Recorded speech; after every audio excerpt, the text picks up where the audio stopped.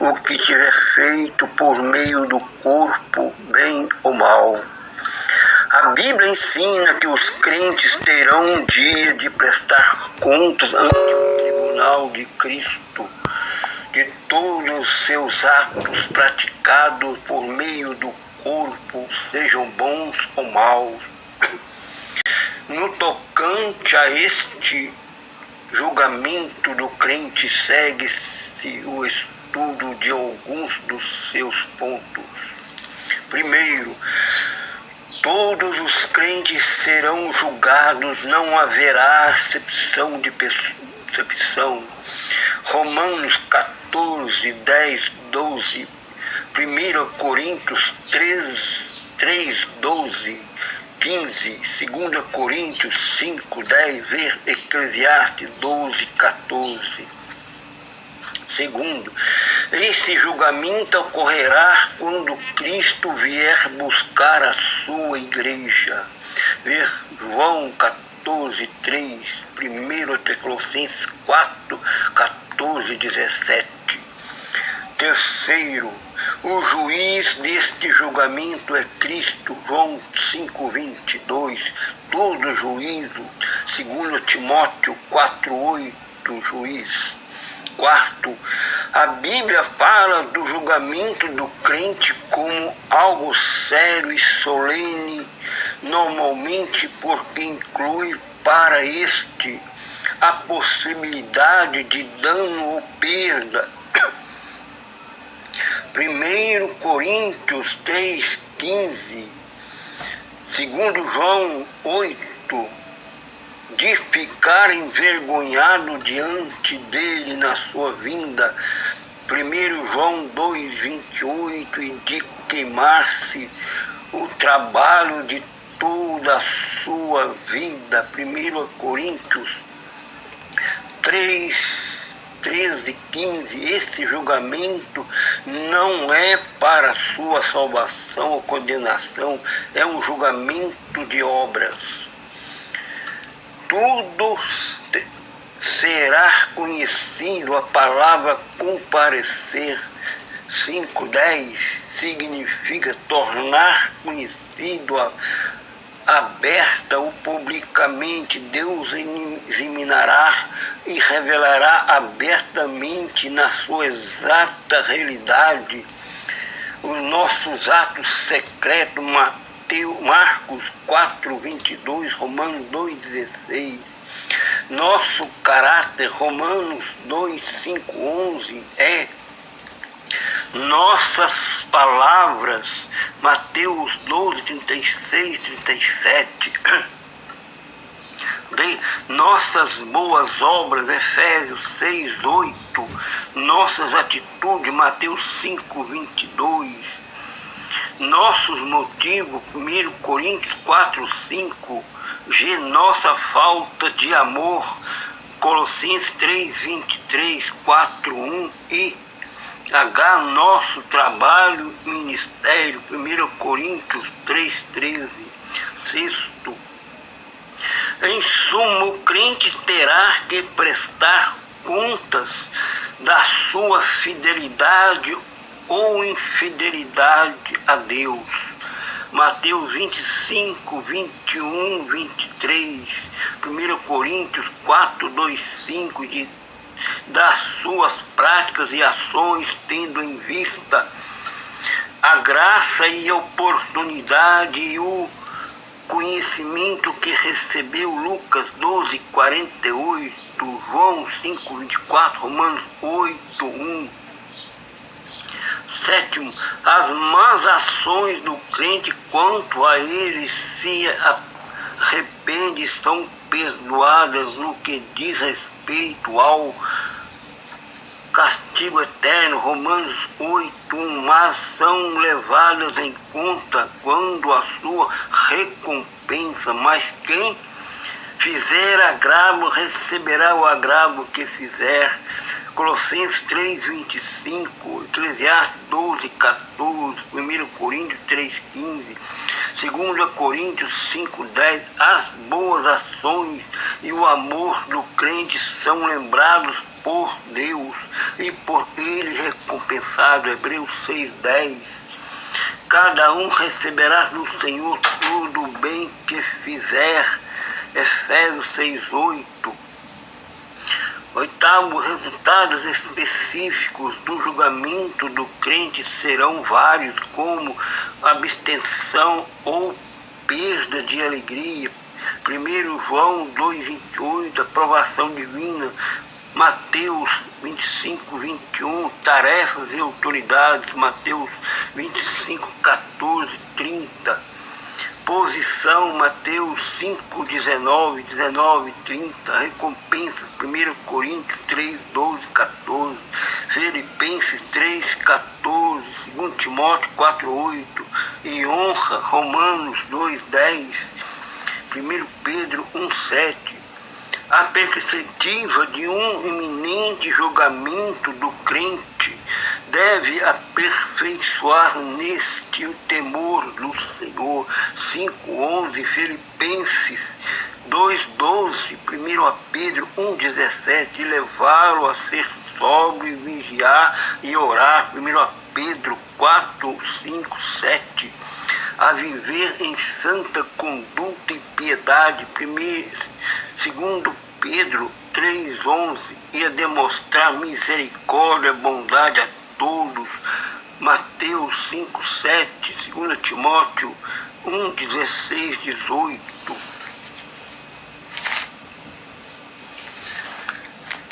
Aqui em Gálatas 5:19-23, porque as obras da carne são manifestas, as quais são prostituição, avareza, lascívia, idolatria, feitiçaria, inimizade, porfíria, emulações, iras, peleias, dissensões, heresia, invejas, homicídio, bebedices, glutanias e coisas semelhantes a estas, acerca das quais vos declaro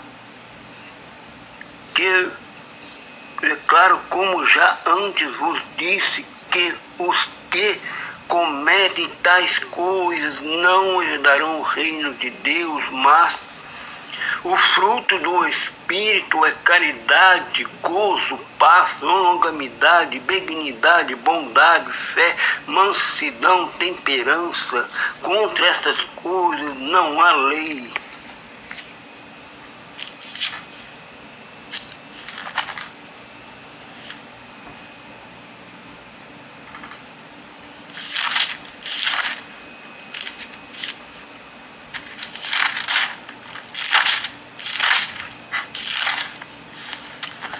Mais uma palavra quero dizer aqui para exortação.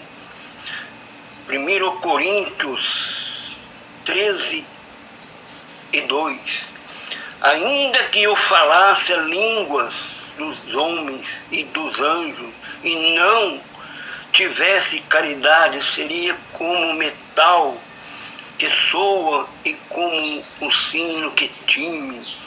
E ainda que tivesse o dom de profecia e conhecesse todos os mistérios, toda a ciência, ainda que tivesse toda a fé, de maneira tal que transportasse os montes e não tivesse caridade, de nada seria.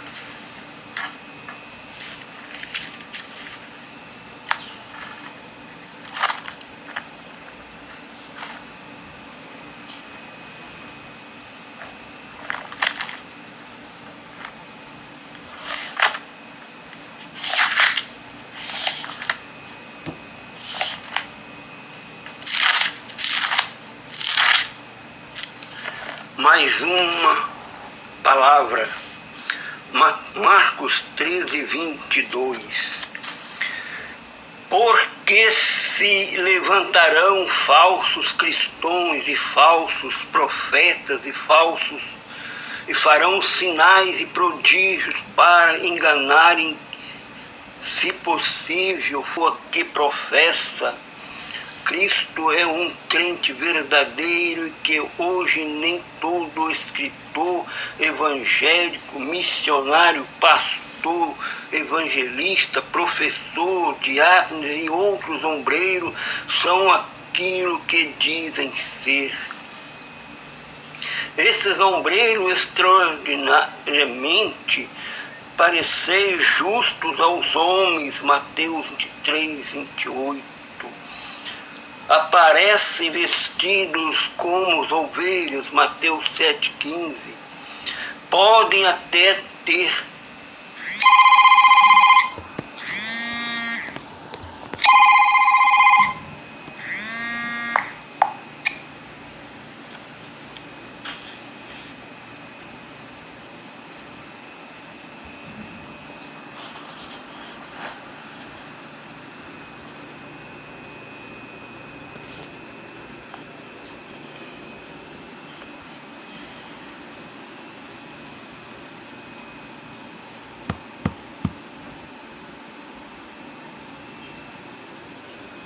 amor a todas as pessoas, parecerão ser grandes ministros de Deus, líderes espirituais e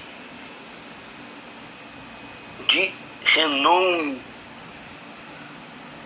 ungidos pelo Espírito Santo, poderão realizar milagres e ter grande sucesso e multidões de seguidores. Ver Mateus 7, 21, 23, nota 24, 11, 24, 2 Coríntios 11, 13, 15. Segundo, todavia, esses homens são semelhantes aos falsos profetas dos tempos antigos. Ver Deuteronômio 3 e 3. 1 Reis 18, 40. Neemias 6, 12. Jeremias 14, 14. Oséias 4, 15. Ver o estudo profeta do Antigo Testamento. E os fariseus, o Novo Testamento, longe das manifestações na sua vida em particular, os fariseus entregavam-se a rapinas e iniquidade, Mateus 23, 25, cheio de ossos e de mortos e de toda a imundícia, Mateus 23, 27, cheio de hipocrisia e de iniquidade, Mateus 23, 28, sua vida na intimidade e marcada por cobiça carnal, imoralidade, adultério, ganância e satisfação dos seus desejos egoístas. Terceiro, de duas maneiras, esses impostores conseguem uma posição de influência na igreja. Alguns falsos mestres e pregadores iniciam seus ministérios com sinceridade, veracidade, pureza e genuína fé em Cristo. Mais tarde, por causa do seu orgulho e desejos imorais, a sua dedicação pessoal e amor a Cristo desaparece literalmente. Em decorrência disto, apartam-se do reino de Deus. 1 Coríntios 6, 9, 10, Gálatas 5, 19, 21, Efésios 5, 5, 6, e se tornam instrumento de Satanás, disfarçados em ministros da justiça. Ver 2 Coríntios 11, 15. Outros falsos mestres e pregadores nunca foram crentes verdadeiros a serviço de Satanás. Eles estão na igreja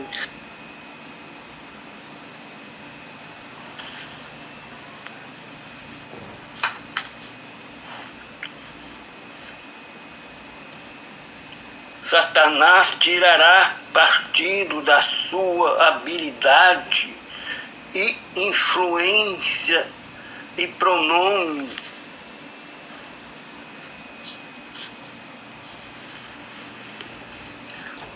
o seu sucesso.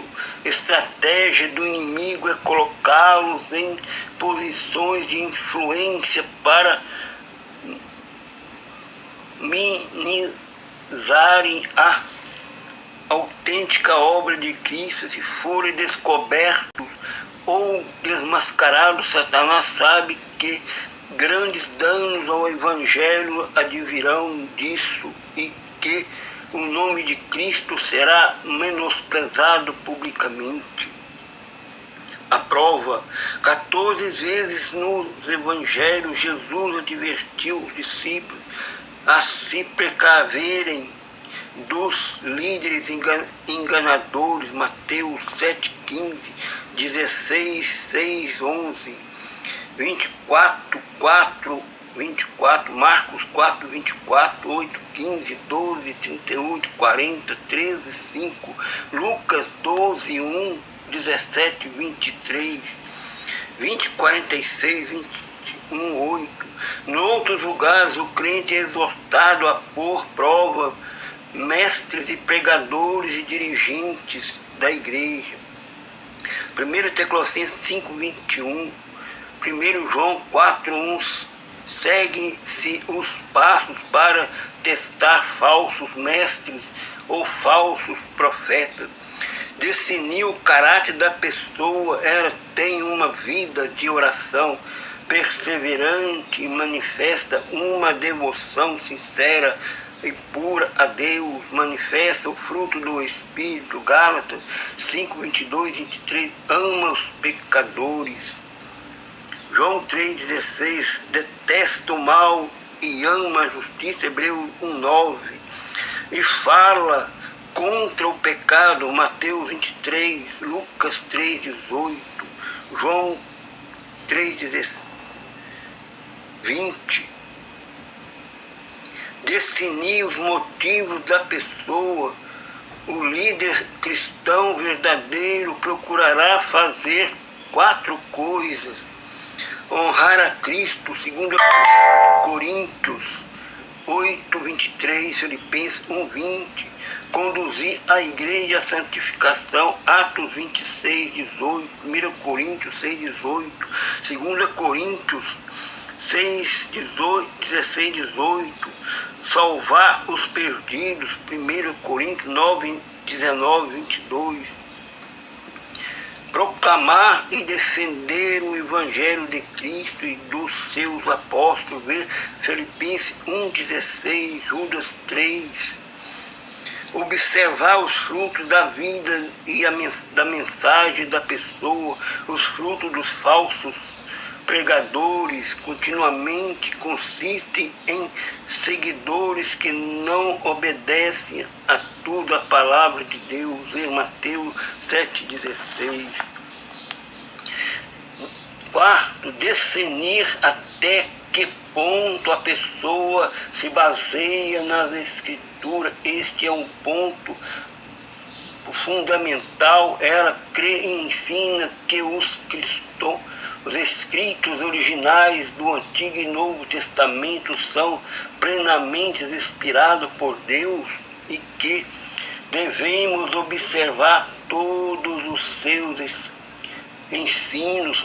Ver segundo João 9,11, ver o estudo, a inspiração e autoridade das Escrituras.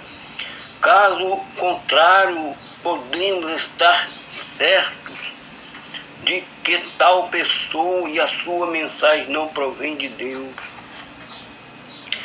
Finalmente, verifique a integridade da pessoa quanto ao dinheiro do Senhor. Ela recusa grandes somas para si mesma, administra todos os assuntos financeiros com integridade e responsabilidade e procura realizar a obra de Deus conforme os padrões do Novo Testamento para obreiros cristãos. 1 Timóteo 3, 3, 6, 9, 10. Apesar de tudo que o crente fiel venha fazer para avaliar a vida e o trabalho de tais pessoas não deixará de haver falsos mestres nas igrejas, os quais, com a ajuda de Satanás, ocultam-se até que Deus os desmascare e revele aquilo que realmente são. Aleluias! Diante desse estudo, dessas palavras, eu venho aqui falar, porque diante das minhas lives vejo tantos irmãos querendo desviar dos canais de sã doutrina, né? Por causa que está tendo, como se diz aí, que eu deixei dos frutos do Espírito, do fruto da carne. Que diante desse estudo, se você vem analisar a tua vida espiritual, o teu ministério, as tuas palavras diante do Senhor, que não venha, irmão, fazer agravo de irmã, maltratar os irmãos, as irmãs nas lives. Venha falar do amor de Cristo com sinceridade, com devoção a Cristo na tua palavra e na tua doutrina. Verifique as tuas palavras, verifique as tuas ações, os teus atos, porque você dará conta no dia do juízo diante do Senhor.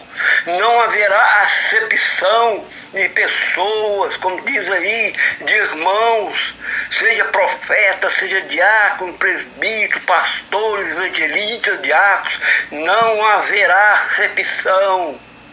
Conserte-te enquanto você pode diante da igreja, diante do Senhor. Antes que daquele grande dia você venha ser envergonhado diante dele, diante da obra do Senhor, porque nesse dia você será desmascarado, envergonhado diante da obra. E eu quero, por isso, irmão, eu estou fazendo essa live, para que você venha se consertar, venha diante da obra, se consertar diante da obra do Senhor, porque naquele dia você não vai ter mais conserto, não vai ter mais como se consertar dos teus atos, das tuas más ações, não. O tempo é agora e não haverá acepção, amém? Aleluias! Que essas palavras venham tocar no profundo do teu coração, no profundo da tua alma, e você se arrepender das tuas más obras, das tuas más ações que você está fazendo, maltratando as irmãs, maltratando os irmãos com más palavras, com más ações diante das lives, amém?